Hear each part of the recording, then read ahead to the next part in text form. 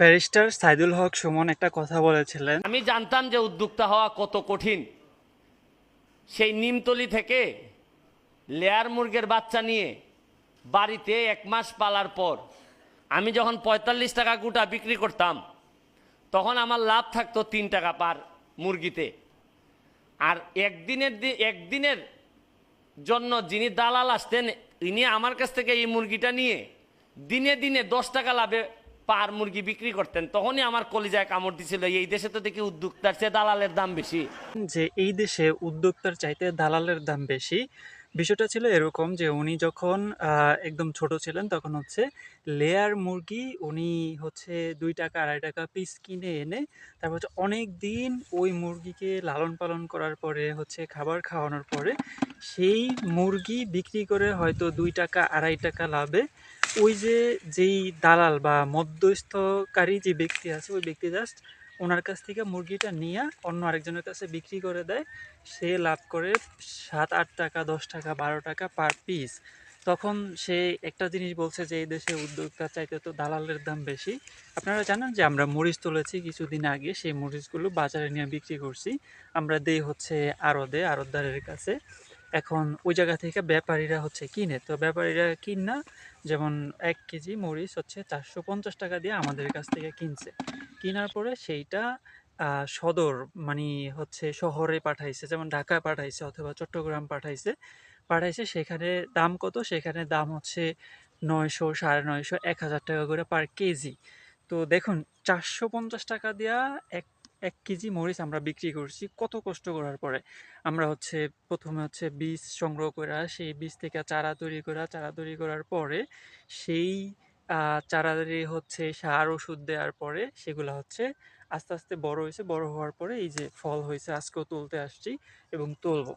এত মানে সময় নিয়ে এই জিনিসগুলা চাষ করার পরেও আপনার যে জিনিসটা হচ্ছে সেই জিনিসটা আমরা 450 টাকা পাইতেছি এবং জাস্ট হাত বদল আমাদের কাছ থেকে উনি অন্য জায়গায় পাঠাইতেছে। এখানে জাস্ট শুধু গাড়ি ভাড়া খরচটা, এই খরচটা আমাদের সমপরিমাণ বা আমাদের থেকেও বেশি সে পার কেজিতে ইনকাম করতেছে। তো ওই কথাটা মনে পড়লো ওই জিনিসটা দেখার পরে যে এই দেশে উদ্যোক্তার চাইতে দালালের দাম বেশি। আমরা এখানে যে পরিমাণ কষ্ট করি বা যে পরিমাণ পরিশ্রম করি এই পরিমাণ পরিশ্রম তাদের করা লাগে না, তারা জাস্ট হাত বদল করলেই হয়ে যায়। এখন ধরুন ওই যে উম্মে কুলসুম পপি, তাদের হচ্ছে একটা আছে, বিজনেস আছে, অনলাইন বিজনেস, যারা ফুড নিয়ে কাজ করে। সেটা হচ্ছে আম থেকে শুরু করে তারপর হচ্ছে তাদের প্রজেক্টে যেই ফল ফসল তৈরি হয়, বিটরুট, তারপর হচ্ছে আপনার যেই পেঁপে, এইগুলা সরাসরি কাস্টমারের কাছে পাঠায়। তো এক্ষেত্রে ধরুন এই মরিচটা যদি আমরা সরাসরি কাস্টমারের কাছে আপনার কাছে পাঠাইতে পারতাম তাহলে আমরা ওই যে উনি যে 1000 টাকা বিক্রি করছে আমরা 1000 টাকা না হইলেও 800-900 টাকায় আপনাদের কাছে পৌঁছাইতে পারতাম। যদি ওই জিনিসটা করা যাইতো তাহলে আমাদের অনেক বেশি লাভ হয়। এবং একটা পর্যায়ে বা একটা সময় আসবে অনলাইনের থ্রুতে যে এই এই যে জিনিসগুলো এখন আমরা হচ্ছে আড়তদারের কাছে বা হচ্ছে আড়তদারের মাধ্যমে বা দালালের মাধ্যমে বা ব্যাপারীর মাধ্যমে জিনিসগুলো বিক্রি করি। একটা সময় আসবে যে সময় এই প্রসেসটা থাকবে না, সম্পূর্ণ প্রসেসটা হবে হচ্ছে আহ, আমরা কৃষক থেকে ডিরেক্ট কাস্টমার অনলাইনের থ্রুতে চলে যাবে। যেমন আমাদের এখানে পেঁপে আছে, আমি দেখাই। এই পেঁপেগুলো পাকলে আমার ইচ্ছা আছে এই পেঁপেগুলা আমি হচ্ছে ডিরেক্ট ডিরেক্ট আপনাদের কাছে সেল করব পাকনা। আপনারা পাবেন একদম অথেন্টিক, কোনো হচ্ছে ফরমালিন ছাড়া। মানে একদম আমরা হচ্ছে লেভেল থেকে উৎপাদন করব এবং আপনাদের কাছে পৌঁছাইতে পারবো। তখন দেখা যাবে যে আমরা আমাদের যে কষ্টটা করতেছি বা আমরা কষ্ট করার পরে যেই ন্যায্য মূল্যটা পাওয়ার কথা সেই ন্যায্য মূল্যটাও আমরা পাবো এবং একই সাথে আপনারাও কিছু কমে নিতে পারবেন। এবং আমাদের থেকে আমরা যদি 450 টাকা বিক্রি করি এবং আপনার কাছে যদি আমি সরাসরি এই মরিচগুলা পাঠাই, সেক্ষেত্রে হচ্ছে আমি যদি 600 টাকাও পাই তাহলে আমার জন্য বেশি।